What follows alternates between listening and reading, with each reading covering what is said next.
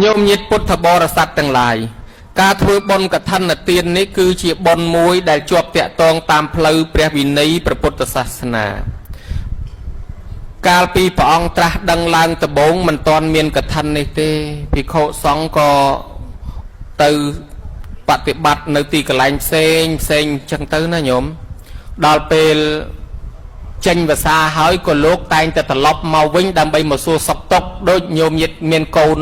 អ្នកស្រុកនឹងទៅរៀនទៅសូត្រទៅចេញភាសាលោកត្រឡប់ពីរៀនមកញោមដែលឃើញអញ្ចឹងណាជាពិសេសអានឹកញោមខ្លាំងជាងគេពេលអស់អីឆាន់ហ្នឹងហ្មងពេលអស់លុយអង្គនឹកញោមណាញោមណា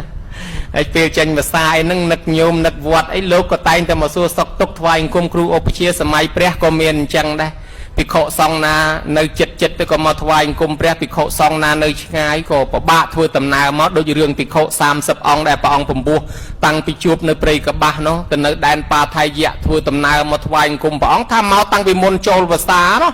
ប៉ុន្តែដល់វាដើរដំណើរអត់មានឡានជិះមិនទាន់មកដល់ព្រះផងដល់ថ្ងៃចូលភាសាចូលកដាលផ្លូវចាំភាសា3ខែនៅកដាលផ្លូវចេញភាសាហើយក៏ត្រឡប់បន្តដំណើរមកទៀតមកជួបព្រះថ្វាយអង្គមព្រះអង្គ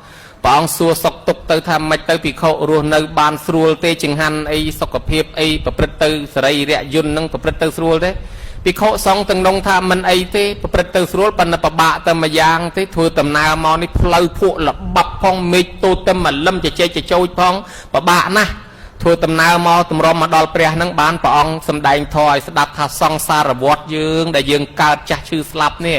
វាវែងជាងផ្លូវនឹងទៀតណាញោមធ្លាប់ទៅនរកក៏ធ្លាប់ទៅទេវតាទៅប្រែតទៅព្រំអីក៏ធ្លាប់ព្រះអង្គប្រពសង្សារវដ្តនេះឲ្យស្ដាប់ថាយើងម្នាក់ហ្នឹងណាធ្លាប់កើតជាអ្នកមានជាអ្នកក្រធ្លាប់ទៅនរកទៅប្រែតធ្លាប់កើតជាមនុស្សកើតជាអីក៏ធ្លាប់ដែរបានមកដល់ថ្ងៃហ្នឹងជីវិតយើងគ្រាន់តែជាតិហ្នឹងញោមយំប្រមាណដងហើយតាំងពីកើតមកសោចប្រមាណដងហើយសបាយប្រមាណដងហើយកើតទុកប្រមាណដងហើយយំព្រោះម្ដាយប្រមាណដងយំព្រោះឪប្រមាណដងយំព្រោះប្តីប្រមាណដងយំព្រោះកូនប្រមាណដងរាប់មិនឈ្នះខ្សែជីវិតនេះបត់បែនរាប់មិនឈ្នះដូច្នេះហើយតម្រាំមកដល់ថ្ងៃនេះយើងសុខក៏មានទុក្ខក៏មានយំក៏មានសោចក៏មាននេះហៅថាសង្សារវដ្តដែលយើងធ្លាប់ស្គាល់រសជាតិជូរប្រៃល្វីងហិលសបាយរីករាយអីធ្លាប់ជួបអស់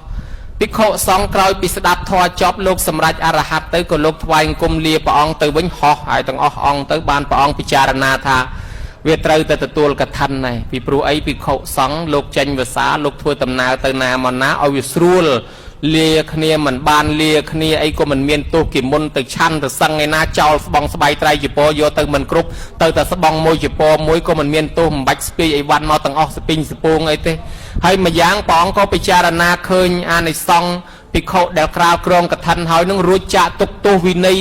កុំឲ្យត្រូវអាបត្តិយ៉ាងច្រើនម្លោះហើយ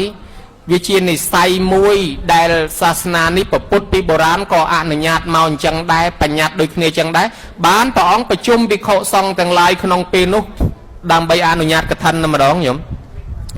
អនុជានាមិភិក្ខវេវសង្ឃវុទ្ធានំភិក្ខុនំកឋិនំអថរិតងអធិតកឋនានំវោបញ្ចកបេសន្តិអនាមនចារោអសមាទានចារោគណៈភោជនំយាវតតជ័យវរੰយោចតតជ័យរូបាតោសោនេសੰភវិសតិ